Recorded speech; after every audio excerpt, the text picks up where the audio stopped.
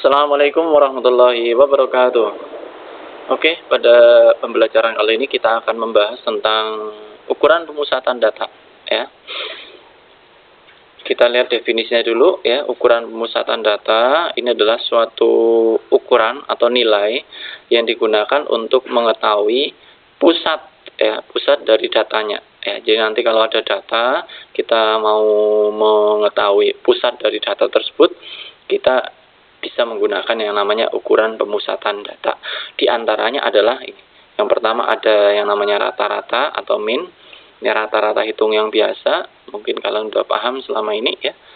Kemudian median, kalau median adalah nilai tengah dari suatu data setelah datanya diurutkan, ya. Jadi langkah pertama nanti datanya diurutkan dulu dari data yang terkecil sampai data yang terbesar. Kemudian setelah itu baru menentukan nilai tengahnya, nilai yang berada di tengah-tengah persis. Ya, kemudian yang ketiga adalah modus. Kalau modus adalah nilai dari suatu data yang sering muncul. Kita langsung ke pembahasan yang pertama, yaitu ini ya, rata-rata hitung atau nama lainnya min. Rata-rata dari data tunggal. Ya, data tunggal adalah data yang belum diklasifikasikan, ya. Jadi datanya masih berdiri sendiri. Rata-rata itu simbolnya seperti ini. X ada coretannya di atas. Ini cara bacanya adalah X bar. Ya, ini bacanya adalah X bar. Nah, untuk menentukan nilai dari rata-rata data tunggal, kalian nanti bisa menggunakan rumus yang seperti ini, ya. Kalau udah paham, ya, cara menentukan nilai rata-rata, tentunya datanya itu dijumlahkan dulu, ya, dari data pertama ditambahkan dengan data yang kedua, ditambah data yang ketiga, dan seterusnya sampai data yang terakhir. Ya, setelah dijumlahkan baru dibagi dengan banyaknya data. Ya, nanti kalau datanya yang di atas ini ada 8, ya berarti ini pembaginya 8. Kalau ini datanya sebanyak 10, ya berarti ini pembaginya 10. Jadi ngikuti banyaknya data untuk pembagiannya, ya. Langsung saja kita ke contoh, ya. Oh ya, sebelum contoh ini ada penulisan rumus, ya. Jadi rumus yang seperti ini, ya, ini bisa ditulis lebih simpel dengan cara seperti ini, ya. Ini kita belajar memahami simbol. Di sini menggunakan simbol, ada simbol seperti ini, ya. Ini namanya sigma, ya, notasi sigma. Sigma itu berarti jumlah. Berarti cara bacanya nanti jumlah, apa yang dijumlah? XI. Nah, X ini menunjukkan data, ya. Jadi jumlah dari datanya. Nah, datanya mulai data yang mana? Nah, data yang pertama, jadi I ini, ya, data ini, ya. Mulai dari data yang pertama sampai data yang terakhir. Nah, kalau dituliskan seperti ini, ya. Gitu. Jadi ini simbol yang secara ringkas untuk menuliskan X1 tambah X2, X3, dan seterusnya sampai Xn. Terus pembaginya adalah Xn. Sorry, pembaginya adalah N, bukan Xn, tapi N. Banyaknya data, ya. Sekarang kita ke contoh, ya. Ada soal seperti ini. Dari hasil pendataan umur dalam sebuah kelompok anak, ini ada yang usianya 6 tahun, ada yang 1 tahun, 3 tahun, 8 tahun, sampai yang terakhir ini ada 15 tahun. Kemudian carilah min dari data tersebut. Nah, kalian disuruh menentukan rata-rata usia dari kelompok anak ini. Ya, ada berapa anak ini semuanya? Kalau kita hitung 1, 2, 3, 4, 5, 6, 7, 8, 9, 10. Ada 10 anak, ya. Ada 10 anak. Usianya bervariasi mulai dari yang paling muda 1 tahun, yang paling tua 15 tahun. Nah, kita akan menentukan nilai rata-ratanya. Nah, untuk menentukan rata-rata caranya menggunakan rumus yang kayak tadi, ya. Jadi rata-rata bisa kita hitung dengan mencari jumlah, ya, jumlah dari data ini. Berarti 6 ditambah 1 tambah 3 tambah 8 tambah 9, tambah 10, tambah 3, dan seterusnya sampai tambah 15. Kalau kita tulis berarti seperti ini. Nah, ya, kita jumlahkan, kemudian dibagi, ya, dibagi berapa coba? Iya, dibagi dengan banyaknya anak ini, ada 10, berarti pernya per 10. Seperti itu ya. Kemudian tinggal kita hitung, ya, kita hitung, coba hitung bareng-bareng ya, biar lebih gampang. Nilainya sama dengan,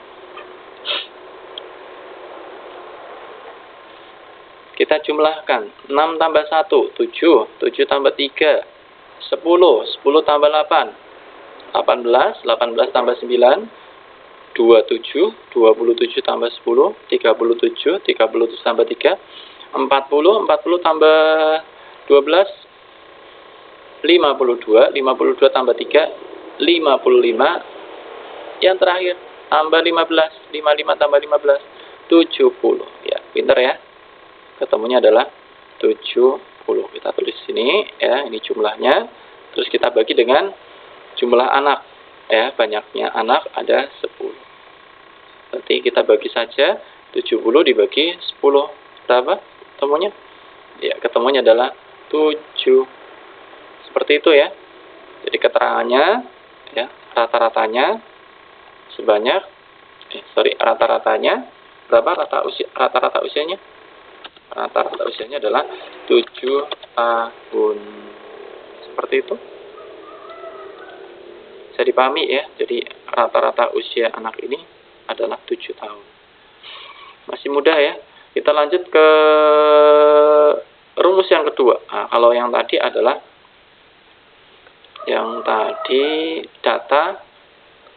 data tunggal ya, data yang masih berdiri sendiri ya, artinya datanya masih belum diklasifikasikan. Nah, sekarang kita ke data yang sudah ini ya, berbobot ya, min dari data tunggal yang berbobot, rata-rata data tunggal berbobot. Nah, kalau tadi data tunggalnya masih biasa ya, maksudnya data tunggal berbobot berarti jumlah anaknya ini lumayan banyak ya. Kalau ini kan cuma 10. Nah, kalau tunggal yang berbobot berarti ini lumayan banyak ya. Misalnya ya, ini 6-nya kan ada 1. Nah, kalau tunggal berbobot nih mungkin 6-nya ada misalnya 5 anak ya. Yang usianya 1 tahun ini ada 8 anak. Yang usianya 3 tahun mungkin ada 6 anak. Nah, itu kalau seperti itu namanya data tunggal yang berbobot ya. Boleh menggunakan rumus yang seperti tadi ya. Tapi supaya lebih simpel kita gunakan rumus yang khusus digunakan untuk data tunggal yang berbobot ya. Rumusnya seperti ini ya. Untuk menentukan data rata-ratanya berarti kita harus menjumlahkan jumlah, apa yang dijumlah? Hasil kali antara frekuensi dengan datanya ya. Jadi kita kalikan antara kekerapan data dengan datanya. Misalnya ada data nilai 6, nilai 6-nya sebanyak 2 ya, berarti kalikan 6 kali 2 ya. Jadi FI-nya 2, ininya 6, seperti itu dikalikan ya, dari data yang pertama sampai data yang terakhir ya. Kemudian kalau udah, tinggal kita bagi dengan banyaknya data ya. Atau boleh juga ditulis menggunakan simbol rumus yang seperti ini. Nah, ini sama aja lah rumusnya ya. Cuma apa bedanya? Bedanya kalau ini tadi ditulis lengkap I sampai N, artinya data yang pertama sampai data yang terakhir. Kalau ini nggak ditulis ya, tapi kalian harus bisa memaknai sendiri ya, bahwasanya kalau ada simbol kayak gini berarti kalian harus menjumlahkan apa yang dijumlahkan, hasil kali antara frekuensi dengan datanya. Pokoknya mulai dari data yang pertama sampai data yang terakhir, kemudian dibagi dengan N ya. Supaya lebih jelas kita langsung ke contoh. Ada soal seperti ini ya, kita simak bareng-bareng. Ada soal yang seperti ini, kemudian kita akan menentukan nilai rata-ratanya ya. Jadi ini namanya data tunggal yang berbobot ya. Kalau kita pahami ini hubungannya dengan nilai ya. Yang mendapatkan nilai 5 ada 2 anak, yang mendapatkan nilai 6 ada 3 anak, yang dapat nilai 7 ada 5 anak, dan seterusnya. Ya, sampai yang dapat nilai 10 ada 1 anak. Nah, karena data tunggal berbuat, berarti kita gunakan rumus yang seperti tadi. Ya, rumus yang ini tadi ya. Saya copy saja rumusnya. Ini ya. Ini saya copy, akan digunakan untuk menyelesaikan soal ini. Ya, cara menyelesaikannya, kita buat tabel bantu, ya, tabel bantu, ya. Ini wujudnya landscape ya. Kita buat di bawahnya saja nggak apa-apa ya. Di bawahnya sini saya akan membuat 1 baris lagi. Saya buat 1 tambahan 1 baris lagi, yaitu untuk menentukan ini perhitungan perkalian antara frekuensi dengan datanya ya.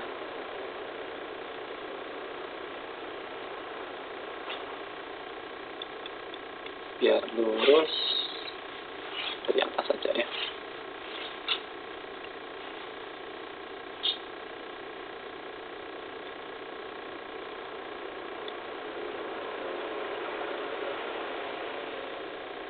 Nanti kalian buatnya yang rapi ya. Ya, kita hitung ya yang keterangannya dulu. Keterangannya ini berarti keterangannya adalah yang ini ya. Hasil kali antara frekuensi ya.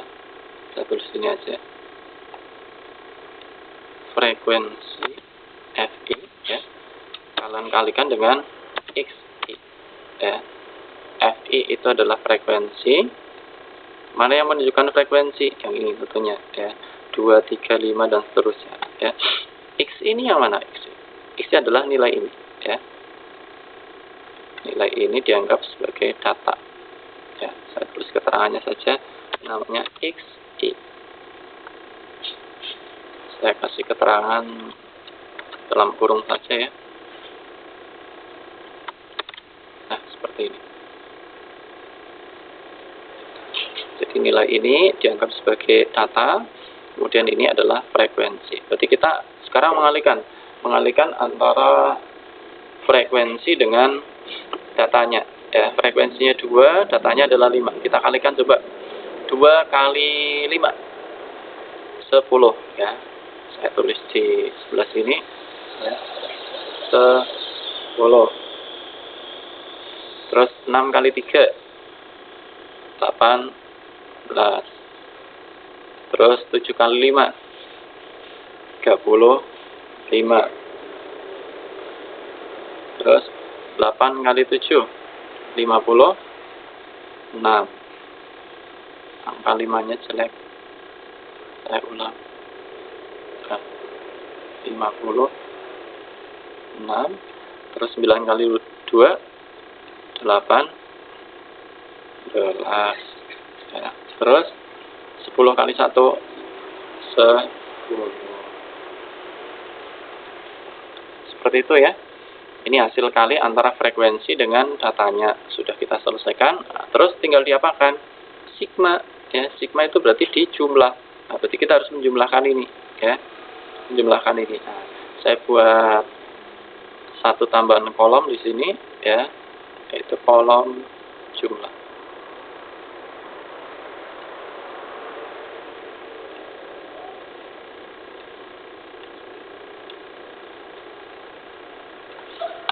Ya, saya tulis keterangannya ini kolom sigma ya, atau kolom jumlah.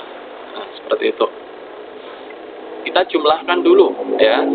Jumlahkan datanya ini. Datanya ada berapa? Kita hitung ya. 2 tambah 3 5, 5 tambah 5 10, 10 tambah 7 17, 17 tambah 2 19 tambah 1 20 ya. Kita masukkan di sini 20.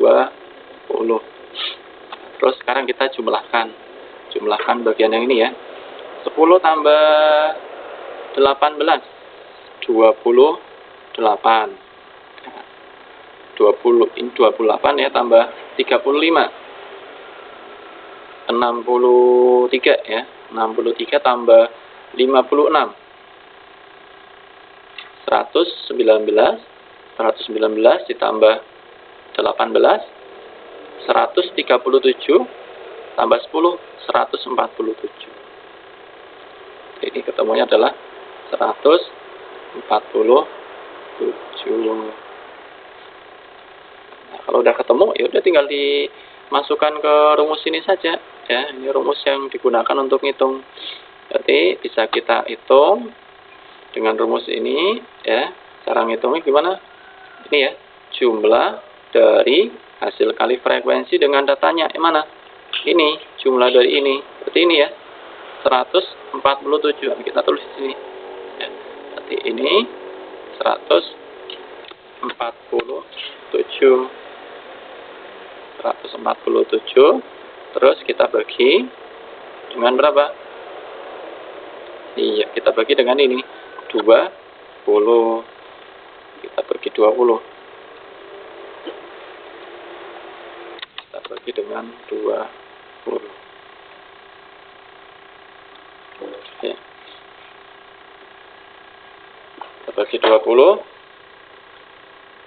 Ketemunya. Coba kalian bagi sendiri ya. Bagi 20. Kalau 14-nya dibagi 2 berarti 7 ya. 7. Terus yang 7 per 20 berarti 0,35 ya. Ini ketemunya 7,35. Jelek banget, saya tulis pakai ini aja. Ketik ya jawabannya. 7,35. Ya, seperti itu. Ya. Jadi kalian belajar membagi supaya cepat ini. 14 bagi 2, 7 ya. Yang 7 ini dibagi 2 ya. Ketik 0,35 ya. 7 bagi 20 0,35. Nanti sambil dicek kembali ya. Mau nanti jawaban ini keliru ya, silahkan kalian cek kembali dengan ilmu pembagian ya. Ini untuk data tunggal yang berbobot ya. Kita lanjut ke rata-rata. Rata-rata tapi yang datanya data kelompok. Ya, data kelompok rumusnya, kalau data kelompok data yang sudah diklasifikasikan berdasarkan tingkatannya ya. Rumus yang kita pakai sama seperti yang data tunggal berbobot ya. Jadi kita kalikan frekuensi dengan datanya. Lah, datanya nanti wujudnya adalah karena udah diklasifikasikan, kita ambil dari titik tengahnya saja ya, terus dibagi dengan banyaknya data ya. Biar lebih paham penggunaan rumus ini nanti seperti apa ya, kita langsung ke soal saja ya. Ada soal seperti ini ya. Lama waktu mengunjungi perpustakaan dari 40 siswa tersaji pada tabel berikut ya. Jadi yang berkunjungnya 3-5 menit hanya 3 anak saja, yang berkunjungnya 6-8 menit ya, ada 4 anak ya, yang berkunjungnya 9-11 menit 11 anak dan seterusnya ya. Nah, untuk menentukan rata-rata dari data ini kalian bisa menggunakan rumus ini tadi ya. Nah, rumus ini ya, rumus ini yang akan kita gunakan ya. Terus cara menentukannya gimana? Kita cari dulu ini data. Nah, kalau wujudnya seperti ini berupa rentan, kita bisa mengambil dari nilai tengahnya ya, nilai tengah dari 3 sampai 5. Berarti nanti cara ngitungnya 3 ditambah 5 dibagi 2 ya. 3 tambah 5 8 bagi 2 4, berarti tengah-tengahnya ini adalah 4. Tapi untuk mempermudah kita buat tabel bantunya dulu. Saya tulis di samping sebelah kanannya ya, sini ya.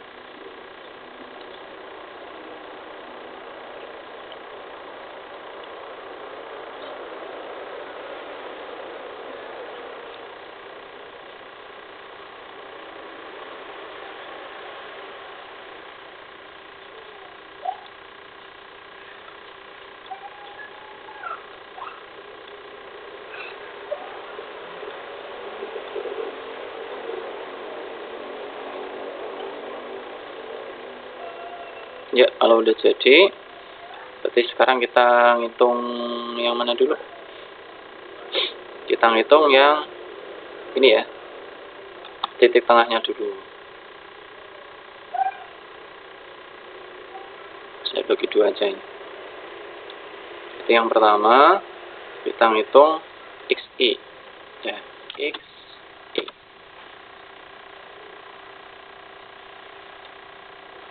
XI ini adalah nilai tengah. Berarti mendapatkannya dari mana? 3 ditambah 5, berarti 8 ya. 8 bagi 2 ya, 4. Nah, kalian masukkan ke sini. Ya, ini berarti ketemunya 4. 4. Sini juga sama, cara ngitungnya 6 tambah 8, berarti 14 ya. 14 bagi 2. 7. Terus 9 tambah 11, berarti 20 ya. 20 bagi 2. 10 ya. Kalian hitung sampai bawah. 12 tambah 14, 26. 26 dibagi 2. 13. Ini 15 ditambah 17, 32 dibagi 2, 16. Terus ini 18 tambah 20, 38 dibagi 2, 19. Yang terakhir 21 tambah 23, berarti 44 dibagi 2, 22. Itu cara ngitungnya ya. Cara ngitung nilai tengah. Berarti kelompok yang ini namanya batas bawah ditambah batas atas dibagi 2. Ya. Boleh ditulis di buku catatan kalian ya. Jadi untuk menentukan apa tadi? Titik tengah ya. Titik tengah bisa dihitung menggunakan batas bawah ditambah batas atas di PA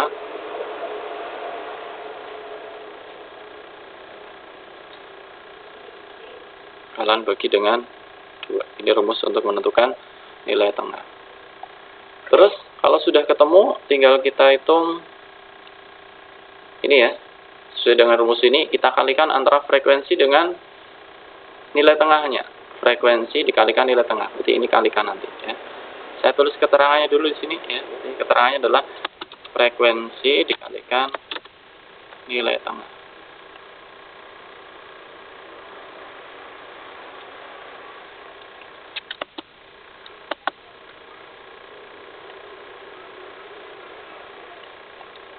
Ya. Seperti ini ya. Tinggal kita kalikan saja ya. 3 kali 4 ya. Kita masukkan di sini ya. 3 kali 4 berarti 12. 12. Terus 4 kali 7. 28.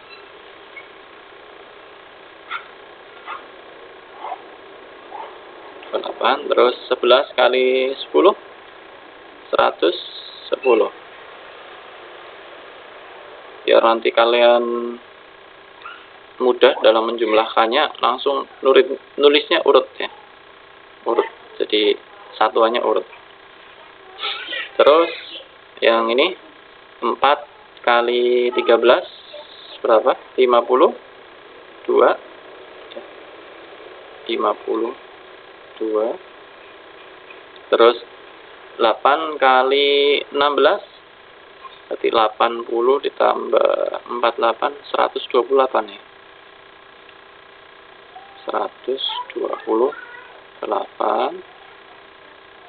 Terus 5 dikalikan 19, 50 tambah 45, berarti 95 ya. 95. Satu lagi, 5 kali 22, 110.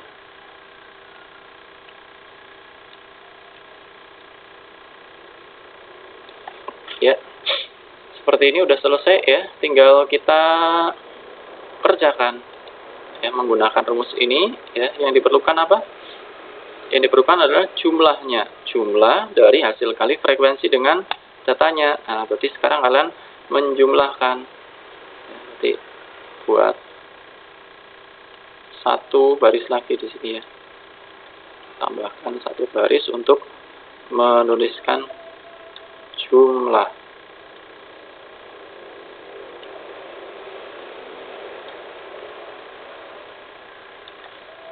Saya tulis keterangannya ini adalah sigma atau jumlah.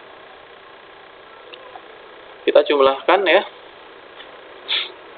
3 tambah yang ini perlu dijumlah ya. Karena ini nanti untuk n-nya ya.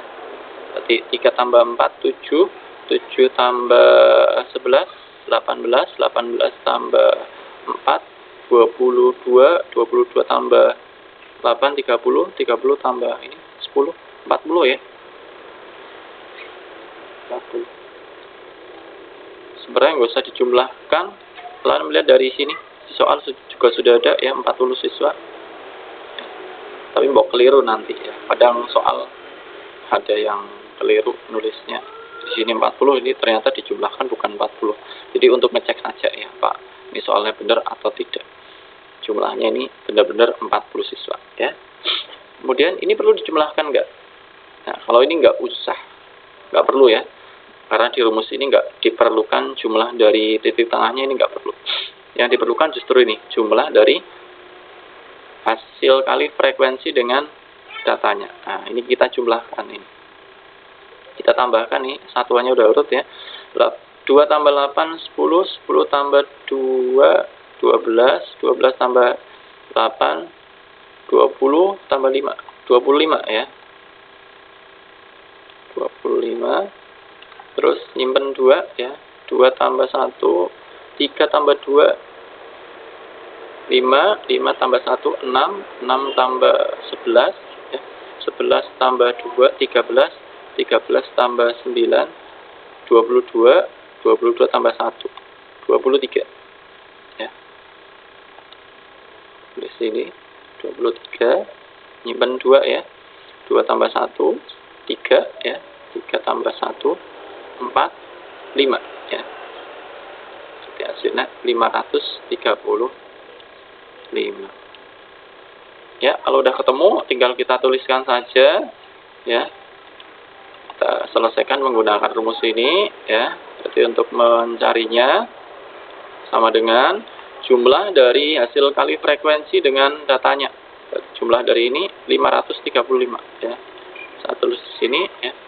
535 ya. Terus kalian bagi dengan 40 ya. Dibagi dengan 40.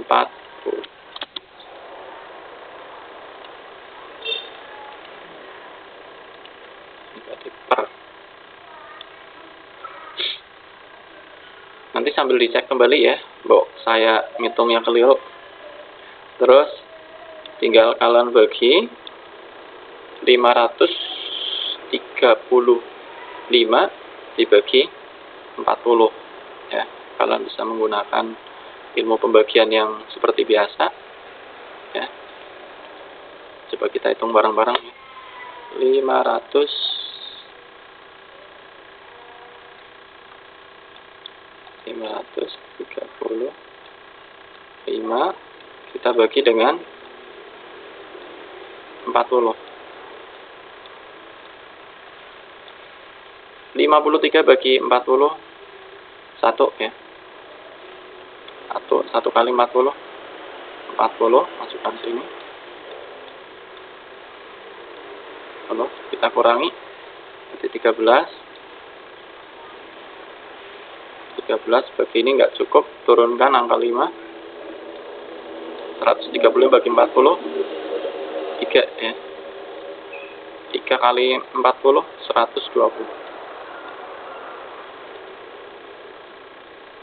120 kita kurangi ya. 5 1 ya. 15 kita bagi dengan 40 nggak bisa, kita turunkan 150 kasih 0 ya. 150 bagi 40 3 ya. 3 kali 40 120. Terus kita kurangi 30 per 40. Ini kan sama aja. 30 per 40 kan 3 per 4 ya. 3 per 4 kan 0,75. Nah, jadi pasti seperti ini. Nah, ini hasilnya 13,375. Nanti ditulis saja cara lengkap ya. Nanti hasil akhirnya ini ya, kita tulis di bagian sini.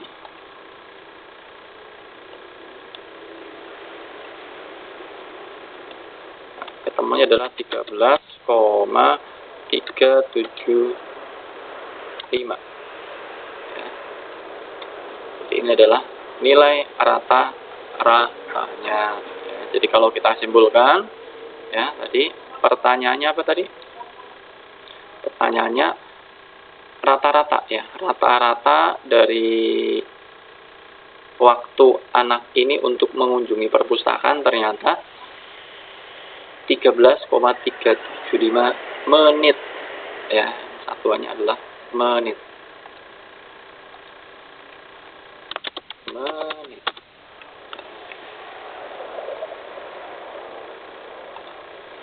Ya, boleh dibulatkan ya, 13,4